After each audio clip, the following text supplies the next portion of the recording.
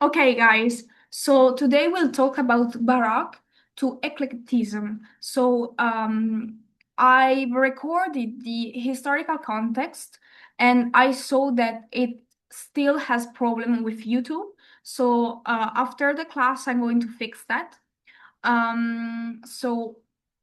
We cover the historical context, and today we'll talk about Baroque, Rococo, and Neoclassicism. Just to understand in what part of history we are, um, we'll talk about these two main periods that comes one after one another. So we'll cover from 17 to mid 19th century. And our scenario, our landscape, it's still the European one. And yes, uh, this is because Europe's geography helped Europe itself become the center of architectural innovation.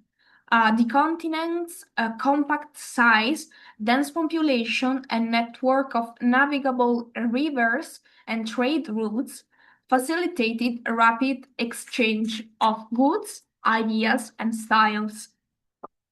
As global exploration and colonization expanded, Europe became both a cultural exporter and importer, appropriating foreign motifs while refining its own traditions.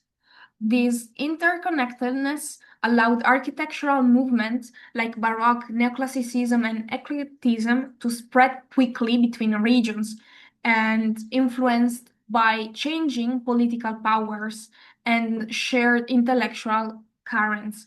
We'll see that the political powers are particularly important for this period of architectural context. So our main cities today's will be Rome, that's still in the center of this architectural, intellectual world, Paris, London, and Vienna.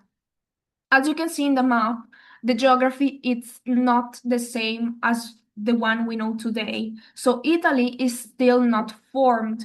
France, Spain, and Great Britain are almost the same as they are today, but the center of Europe it's still a mess. So four cities, Rome, Paris, London, and Vienna, played pivotal roles in shaping architectural discourse across centuries. Rome remained the spiritual and stylistic capital of Catholic Europe, anchoring Baroque and religious architecture. Paris was the center of Enlightenment thought and revolutionary design, guiding both Rococo and the neoclassical trends. London, as a commercial and imperial hub, reflected the ambitions of industrial modernity and Gothic revivalism. Vienna, the seat of the Habsburg Empire, balanced Catholic grandeur with later cosmopolitan eclecticism. Each city embodied broader historical forces, which are religion, revolution, commerce, and empire. Remember the word empire, we'll see it later, that shaped European architecture's global legacy. So you can see here in the image Rome and Paris. Those two buildings, we can say, we'll see those later. As I said, political structures are very important, and Baroque architecture emerged as a direct expression of absolute monarchy, particularly in Catholic Europe. Rulers like French rulers like Louis XIV and Philip IV of Spain used monumental design like Versailles, El Escorial to visually assert divine right and centralized control. So these buildings were not just residences, they were instruments of propaganda designed to awe and discipline.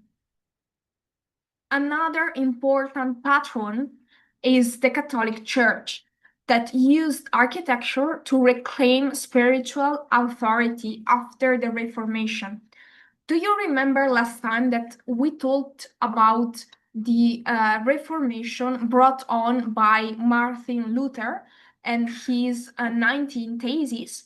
That's the one. So, churches like Il Gesù and St. Peter's Basilica were designed to overwhelm the senses and renew devotion.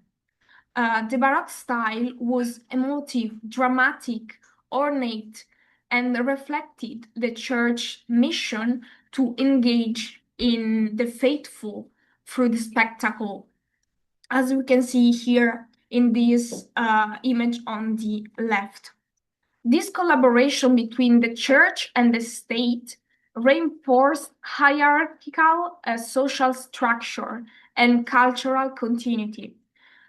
Architecture became a sacred expression of the divine order, justifying monarchic and clerical power.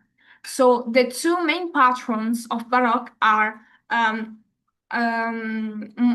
monarchy, but also aristocracy and a clerical power. Clerical is for church. At the same time, the spread of Baroque to Latin America and Asia through colonial missions linked religious and architecture to imperial expansion, establishing a Eurocentric design language in global territories. So, as you can already imagine, the church was not just about religion, it was more about imposing a faith, imposing its own power. So, we can say that the Baroque style is about absolutism and faith. The Baroque style emerged in the early 17th century as a tool of both political absolutism and Catholic revival. So we said that. But why? How? So, in the wake of the Reformation and obviously the Counter Reformation that we talked in the historical context, architecture became a weapon of persuasion, so grandeur, dramatic, and emotionally charged. Okay, so let's move on more on the architectural context. So in this period, as you can see here, there are a lot of subcluster, sub-styles of the main two topics that we are talking today. So Baroque and Rococo and Neoclassicism. All these different local styles, we cannot cover them, but I want you to know that there are a lot of variations that follows the main values of the main trends, but have particularities within them. Anyway, we can talk a little bit on the general side when we are saying that architecture is power and culture, and it was deeply tied to Europe's shifting social, political, and economic landscape. So, architecture served both a symbol and a tool of authority. I would continue to say this. You have to remember that in this particular period, symbolism and authority are the two main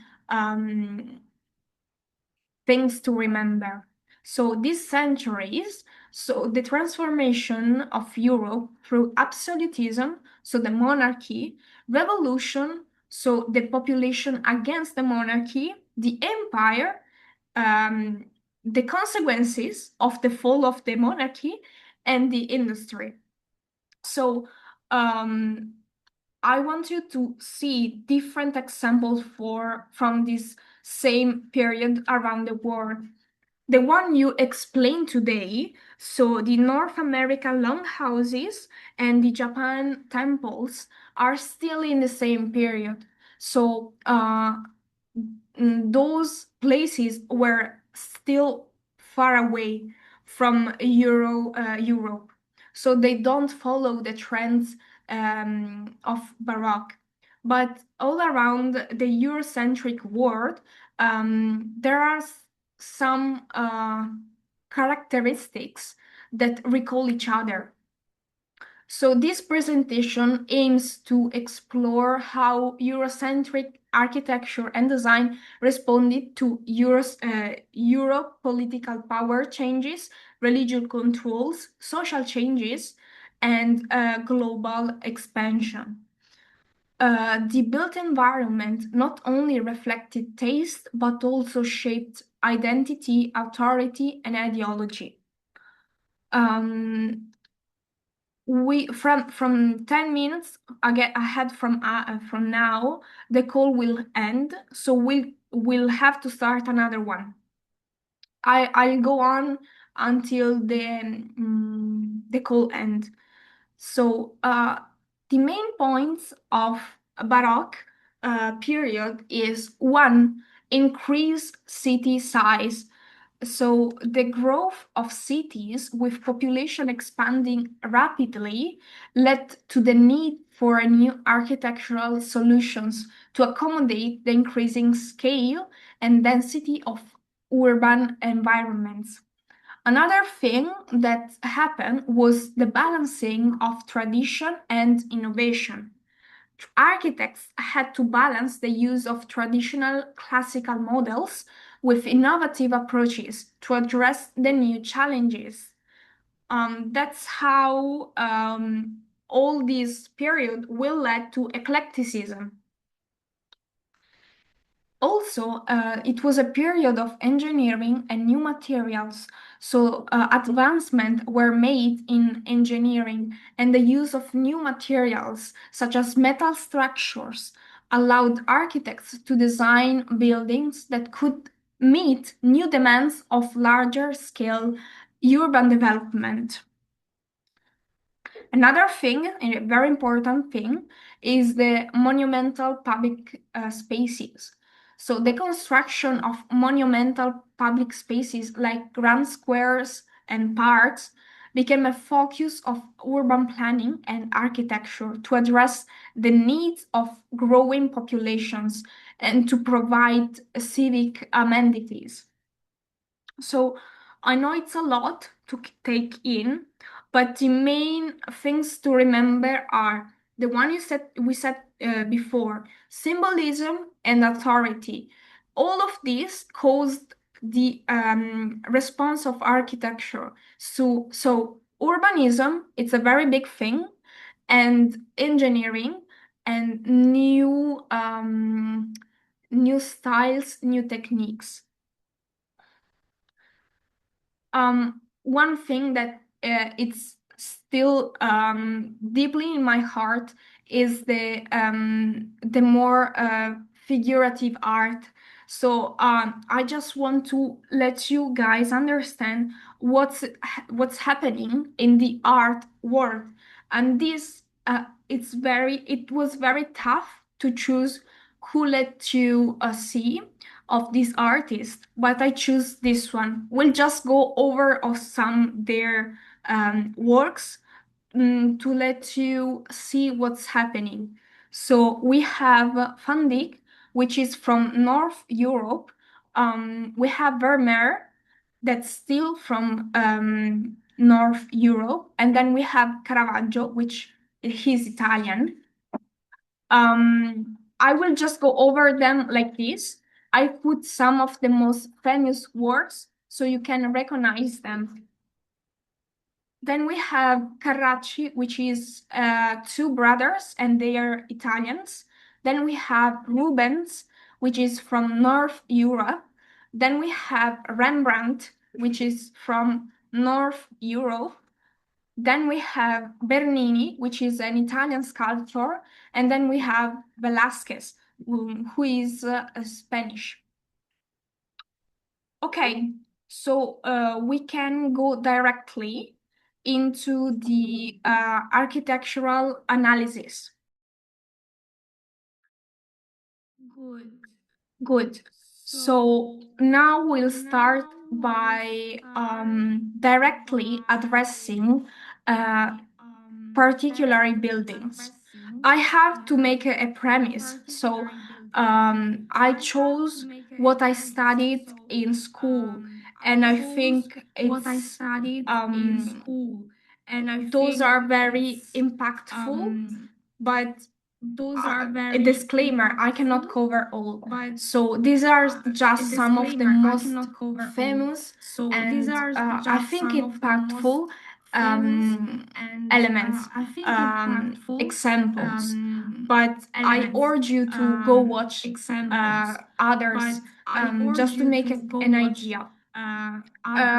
If I go too fast, stop me. That's no problem.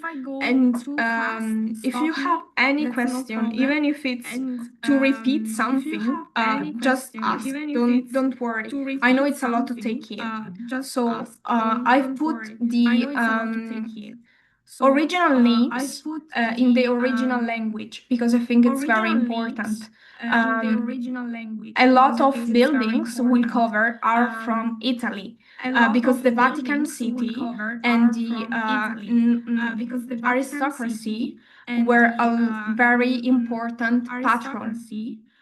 So we'll start by Santivo la Sapienza, which was designed by the Baroque architect Francesco Borromini, who you can understand it's Italian. This particular one is in Rome. I didn't put the map because I think you already know where Rome is. So he built this church as the chapel of La Sapienza, which is the University of Rome. The structure is celebrated for its unique combination of complex geometry and spiritual symbolism and mathematical rigor. The plan of the church is based on a six-pointed star, as you can see in the top, formed by overlapping equilateral triangles, resulting in a dynamic star, yet harmonious spatial configuration. Borromini's use of concave and convex surfaces, along with a highly original dome here. And the spiraling lantern, the one you can see with the blue background, which is the sky, creates a sense of motion and mystical ascent rarely seen in religious architecture. So the facade facing the courtyard maintains a restrained elegance, while the interior surprises the visitor with its fluid geometry and light-filled volume. The upward spiral of the lantern, possibly inspired by the Tower of Babel or Solomon's temple, embodies the Renaissance and Baroque aspiration towards the divine knowledge. Borromini's approach stands in contrast to his contemporary Bernini, the one with the sculpture before, favoring intellectual abstraction over theatrical drama. So we can say that Santivo la Sapienza. Sapienza is the University of Rome. Santivo is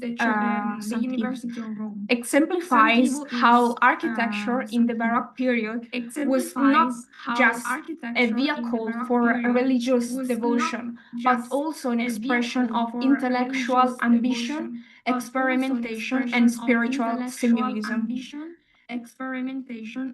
Still of Borromini, we have to cover San Carlo alle Quattro Fontane. So often nicknamed San Carlino due to its small size, is one of Francesco Borromini's most innovative and iconic work. Built for the Spanish Tritarian order, so a religious order in Rome, still in Rome. It was Borromini's first independent commission and showcases his radical departure from classical norms, as you can see here already in the inside of the church. The church is a master class in complex spatial geometry. You can see in the plan and achieved with an extremely confined site. I went there and it's so small you can't imagine how small it is because I think 20 people already make it full. It's in undulating facade curves in and out in a rhythmic motion gives the tiny structure monumental energy, prefiguring later developments. So inside, a Borromini designating an oval-shaped dome inscribed with interlocking geometric patterns and lit by concealing windows, creating a sense of ethereal weightlessness. So he wanted to make it seem as light as a feather. I have to say to you guys, I think for me it's everything but light. I think it's very heavy on the side, even on the inside. But considering the period style and the square meters, he did a pretty good job. And the oval-shaped dome is very unique. The interplay still of concave and convex forms, along with the seamless flow between wall, columns, and ceilings, makes the space feel both intimate and infinite. The structure reflects Borromini's pursuit of spiritual abstraction. Good. So moving on, we'll have the competitor, we can say, which is, we can say, opposed to Borromini's style, who is Bernini. Bernini is the one who made the sculpture from before, Apollo and Daphne. I saw the sculpture. It's in Florence, and it's as delicate as it seems. The let me go back to the picture so we can.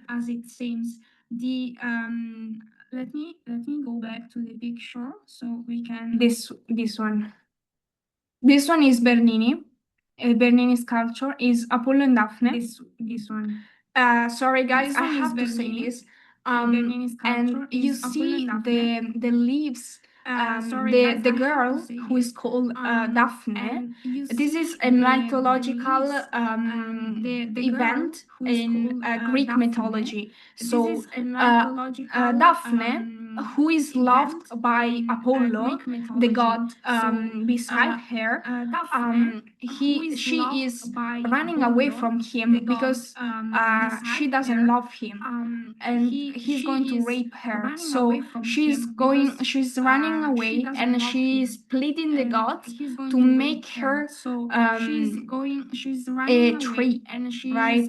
So the leaves you see in the top, it's actually her ends that are becoming leaves and branches of a tree.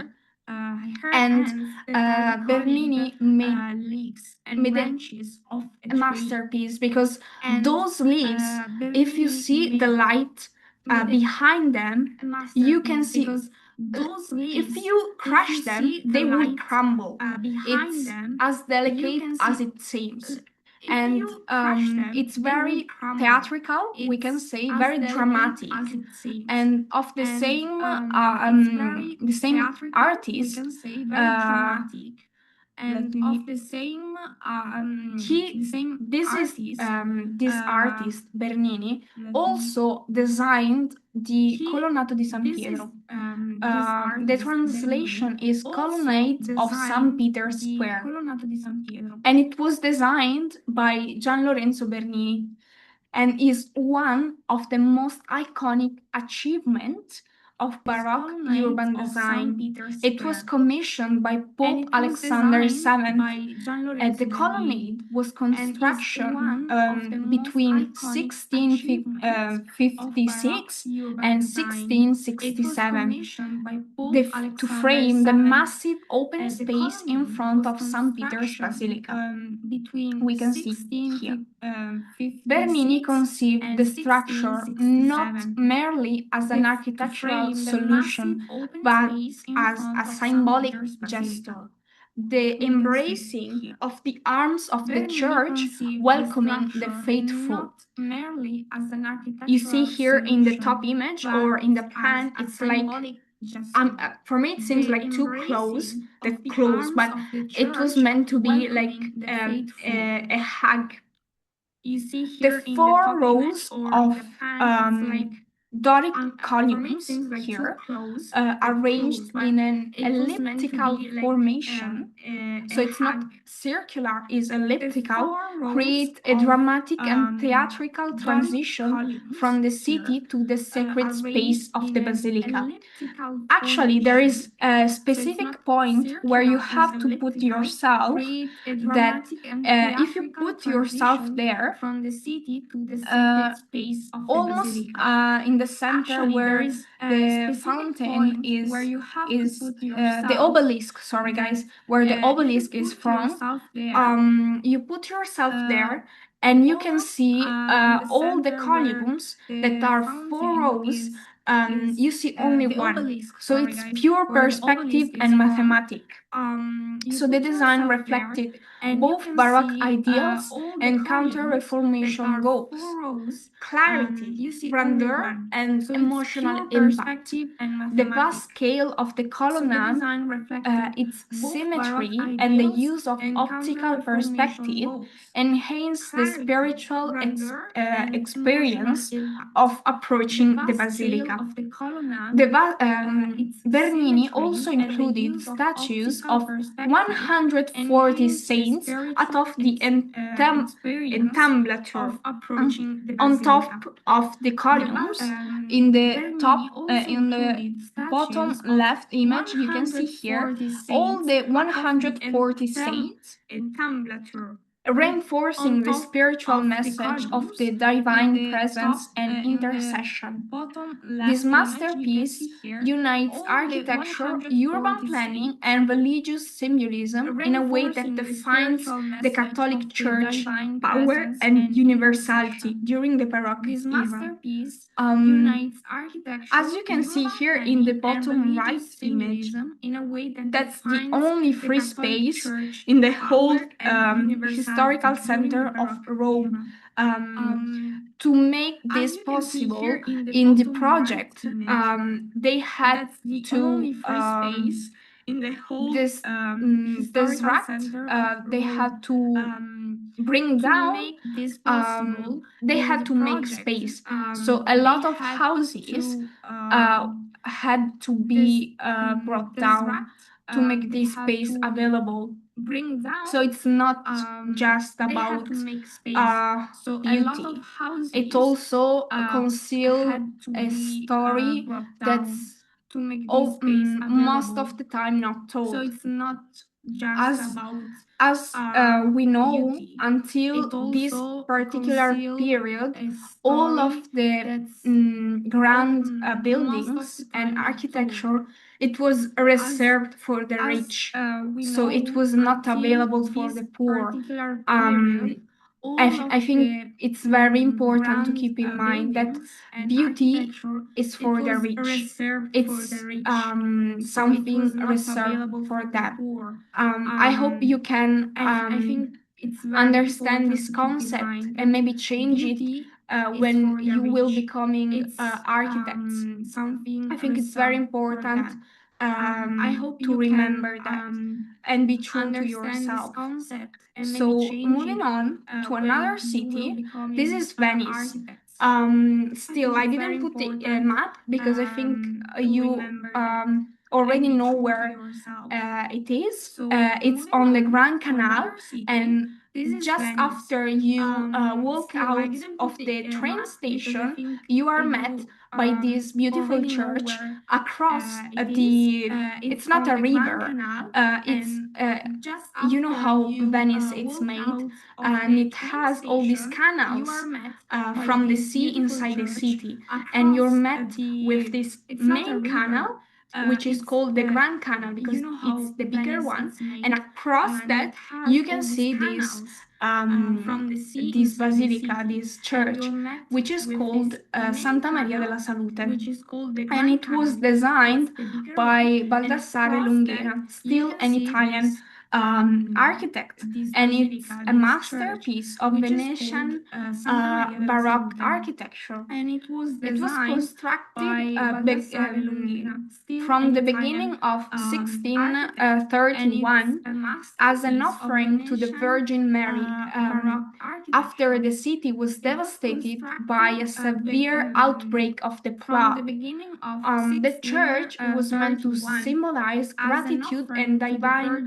protection, rising majestically at the entrance of the Grand Canal.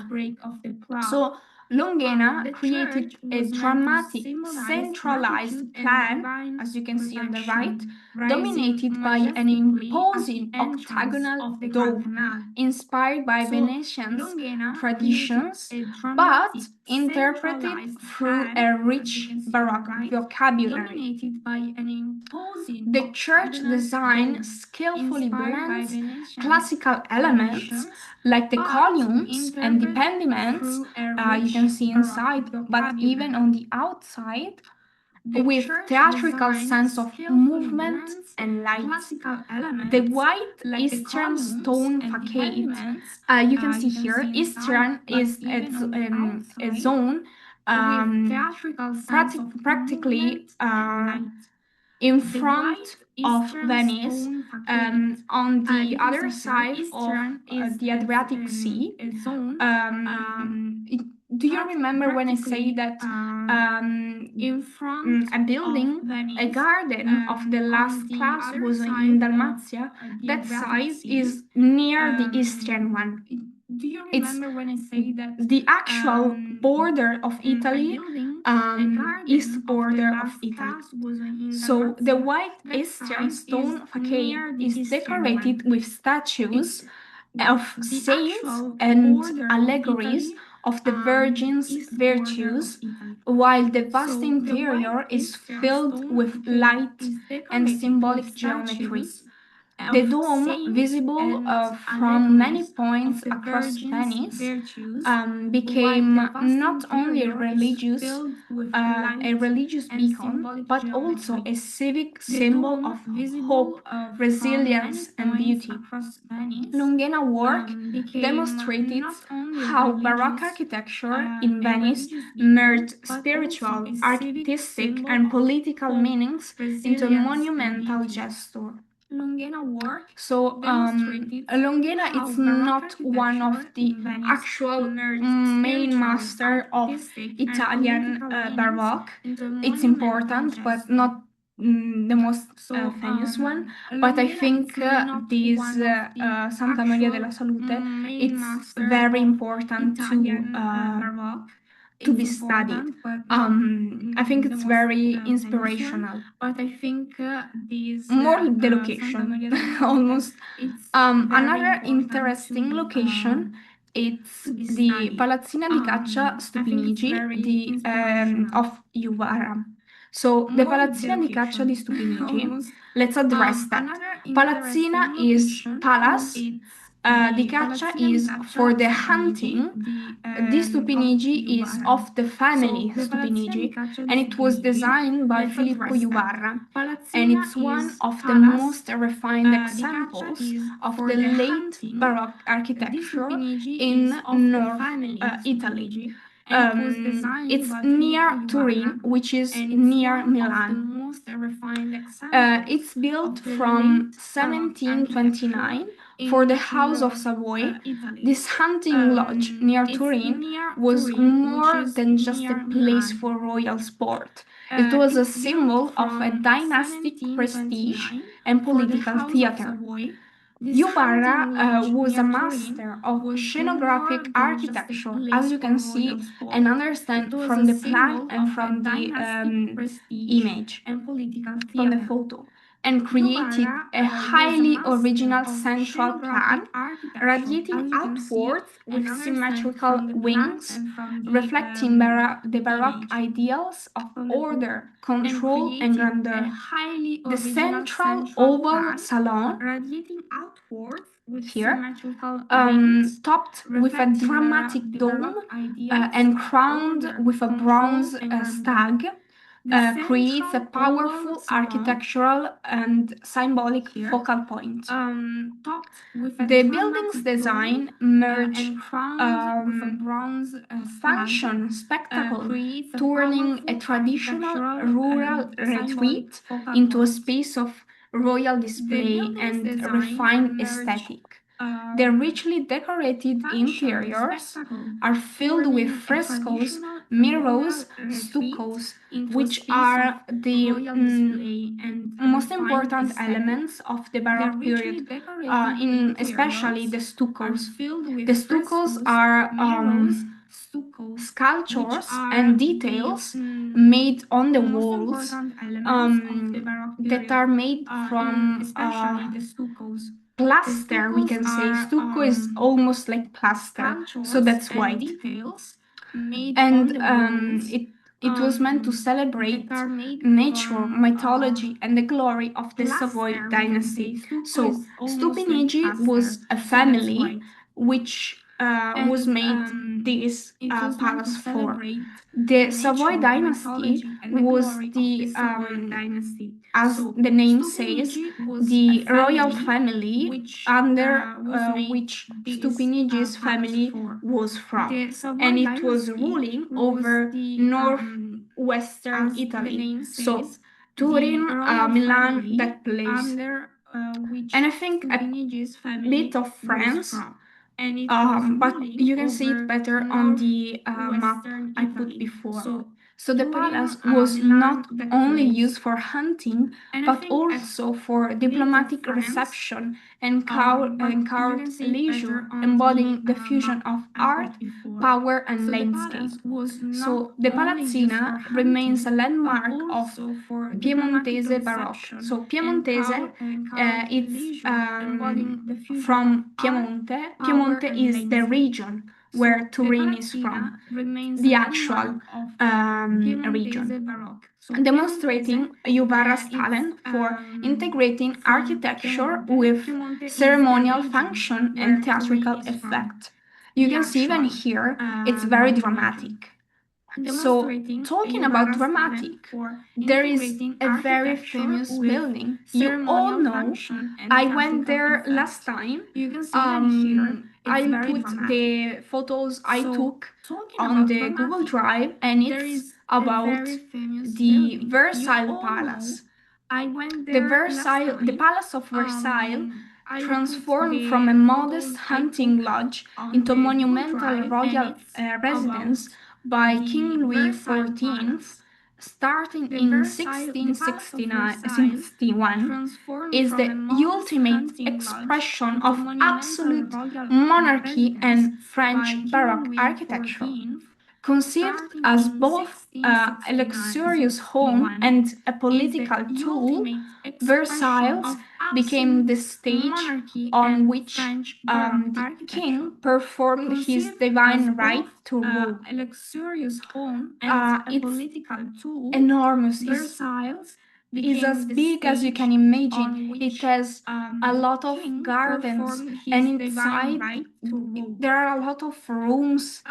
It's very big, and it was designed by different architects such as Louis Le Bon, Jules Hardouin Mansart, and with the gardens by André Lenotre. The complex was meticulously planned to reflect the ideals of control, order, and grandeur.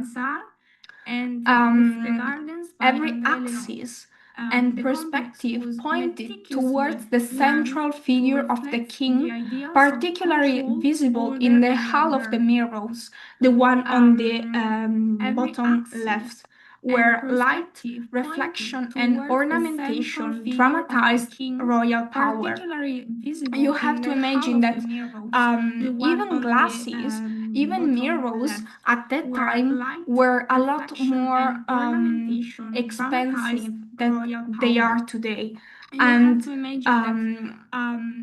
I said it in the historical context, but I think it's meaningful to say it even now. So the story goes like this. All these kings, all this aristocracy were very rich and spending the state's money. Meanwhile, the population was starving. We have the apex coming with the later king. I think it's Louis XV and his wife Marie Antoinette, where the population goes up in front of the buildings, in front of the royal palace, and is angrily saying that they don't have any food to eat, they don't have any bread to eat. You have to imagine that in Europe, bread is like rice in Asia. So that's the most basic thing. And if you don't have even that, it's going to be bad. So they go in front of the palace and they are saying, we don't have any bread to eat. And Marie Antoinette, what does she say? She say, if you don't have bread, let them eat cake. So they didn't have even the slightly image of what was living outside the palaces because they only lived inside of that. Just to remember, the aristocracy and the royal family, which was 1% of the state population, to be very big, held almost 90% of the state income, the state richness. So, as said, Versailles functioned not only as a palace, but as a political and cultural heart of France, housing the royal court, nobility, and state functions. Its immense gardens, fountains, and the radial layout symbolized nature tamed by reason, a metaphor for the king's control over both land and the people. The palace also influenced court architecture across Europe, becoming a model for absolutist power. In this way, Versailles went beyond architecture. It was a tool of propaganda, ritual, and spectacle, embodying the fusion of art and politics that redefined the Baroque age. Inspired by this, there is another one, another palace, but this time in Italy. In the south of Italy, in Sicily, there is the Reggia di Caserta. This palace was designed by Luigi Vanvitelli and commissioned in 1752 by Charles VII of Bourbon, the king of Naples and Sicily. In that time, the south of Italy had a reign which was called the Reign of the Two Sicilies. And the Bourbon family was the ruling one. And this particular building, this particular palace, is one of the most ambitious architectural projects of the Italian 18th century. Intending to rival the grandeur of Versailles, it serves as a symbol of power of the family and the new political center of southern Italy. Vanvitelli merged Baroque theatrality with Enlightenment rationality, designing a vast symmetrical structure with over 1,200 rooms, monumental staircases, ceremonial halls, and perfectly aligned vistas. So the palace also included an immense park with waterworks system featuring fountains, cascades, and aqueducts fed from a mountain spring and engineering marvel of that time. And this particular building, the Reggio di Caserta, is embodying a synthesis of power, order, and beauty. And it stands today as an example of late Baroque transitioning into neoclassicism. Okay, so moving on, still in Italy, it's Teatro della Scala, which is in Milan. It was designed by Giuseppe Piermarini, and it's one of the most prestigious opera houses in the world and a landmark of neoclassical architecture in Milan. So we are now shifted from Baroque to neoclassical. Neoclassicism. The Reggio di Caserta is the mix between one. This Teatro della Scala, which is theater of Scala in Italian is a staircase, but Scala is a family. So it was commissioned by Empress Maria Theresa of Austria after the previous theater burned down, and it was built between 1776 and 1778 to serve both as a space for high art and a hub of Milanese aristocracy society. Piermarini's design reflected Enlightenment values, clarity, symmetry, punctuality, moving away from the excesses of Baroque theatrical architecture towards a more rational and civic-minded model. The building's sober and elegant facade contrast with the opulent interior, which is centered on the ironic and iconic horseshoe-shaped auditorium with 5 tiers of private boxes. As I say in the historical context, music is a very important form of art that I cannot cover because we don't have time and I don't have any knowledge to cover that. But keep in mind that music does the same as architecture does. So if you want to understand more about architecture, you should also listen to the music of the time, such as the music by Verdi, Rossini, and Puccini, which are some of the biggest musicians, Italian musicians. Another thing I want to just mention is the neo-Gothic. We will not cover that because we don't have time. But a very important figure is Viollet-le-Duc, which is a French architect and theorist, renowned for its influential role in the restoration of medieval buildings, such as this one.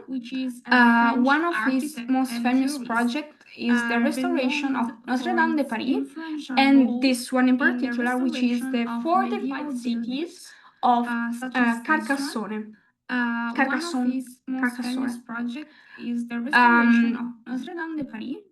From this, I want to talk about the landscape design. in the Baroque neoclassical landscape, it's very important the landscape design, and the two main typology are the Italian and the English garden. So the Italian garden has rooted ideas in order, symmetry, and control over nature, incorporating fountains, axial paths, and sculptural elements and clipped hedges.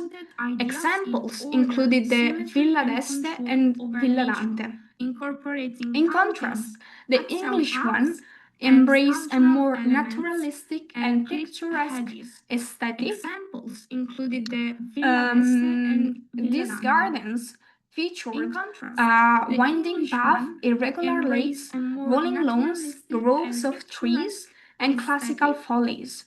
Example includes Stowe, Starhead, and Blenheim Palace, and cultivated a vision of liberty, leisure, and philosophical reflection through landscape.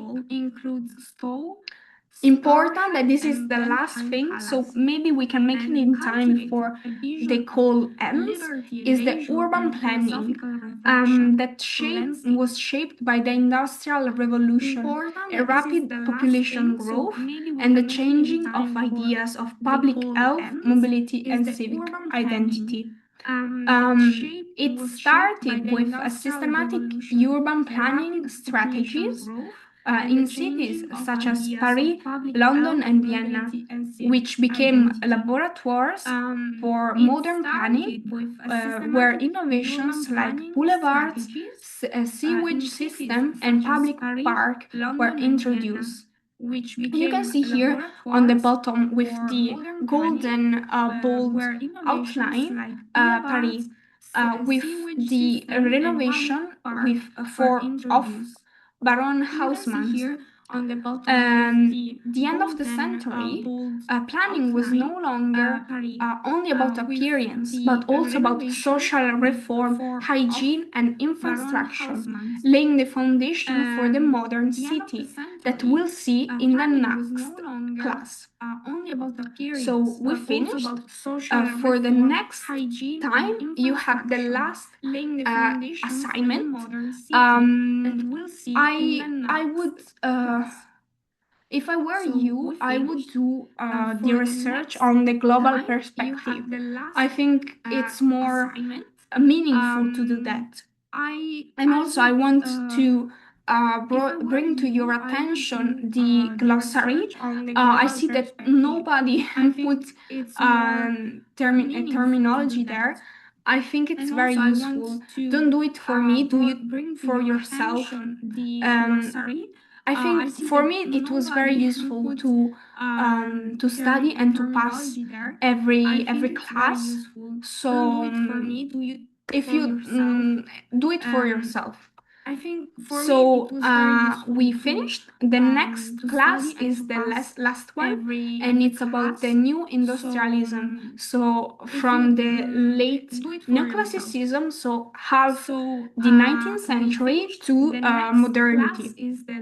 It's still a big gap in history, but it has to be done. So thank you so much, guys. If you have any questions, you can write me up. I will try to make YouTube accept my video and send you again the historical context video.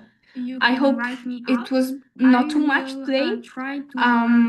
Yeah, if you have any questions, just ask. Bye bye. Again, the historical context. Bye bye. Thank you. I hope it was not too much today. Yeah, if you have any questions, just ask. Bye bye.